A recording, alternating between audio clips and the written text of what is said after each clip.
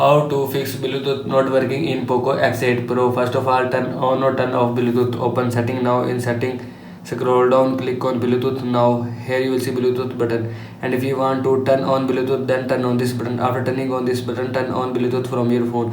And if you want to turn off Bluetooth, then turn off this button. After turning off this button, turn off Bluetooth from your phone. By this button, you can turn on or turn off Bluetooth from your phone. Now go back. After that, clear Bluetooth cache. Open setting now. In settings, scroll down, click on apps. Now here you see app, search Bluetooth app.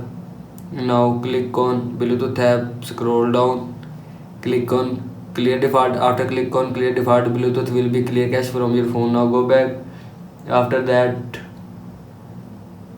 reset network setting. Open settings, scroll down, click on more connectivity options, click on reset Wi-Fi, mobile network and Bluetooth, and click on reset setting. After click on reset setting, this will reset all network setting included Wi-Fi, mobile data, Bluetooth will be reset from your phone.